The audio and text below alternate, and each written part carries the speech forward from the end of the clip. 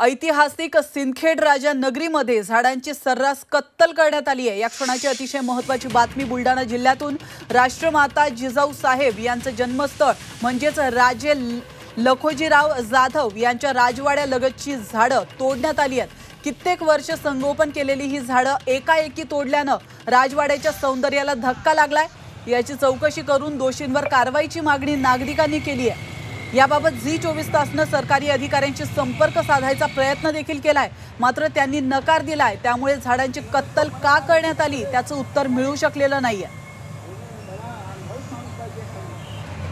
तर आपण या दृश्यांच्या माध्यमातून पाहू शकतो, अतिशय धक्कादायक ही बातमी आहे। राष्ट्रमाता जिजाऊ साहेब यांचं जन्मस्थळ म्हणजेच राजे लखोजीराव जाधव यांच्या राजवाड्यालगतची ही झाडं आहेत जी तोडण्यात आलेली आहेत। कित्येक वर्ष संगोपन करून वाढवलेली ही झाडं होती, एकाएकी तोडल्यानं राजवाड्याच्या सौंदर्याला मोठा धक्का बसलेला आहे आणि याची चौकशी करून दोषींवर कारवाईची मागणी आता बुलढाणा जिल्ह्यातील नागरिक करतायत। आणि सगळ्यात महत्त्वाची बाब म्हणजे झी24 तासनं देखील सरकारी अधिकाऱ्यांशी संपर्क साधलेला आहे, मात्र या सरकारी अधिकाऱ्यांनी या संदर्भात बोलण्यास नकार दिला।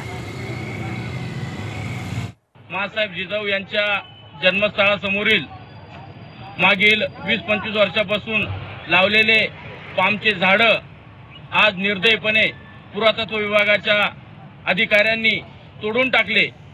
एकीकडे शासन म्हणतं की झाडे लावा, झाडे जगवा, आणि एकीकडे या झाडाची कत्तल करण्यात आलेली आहे।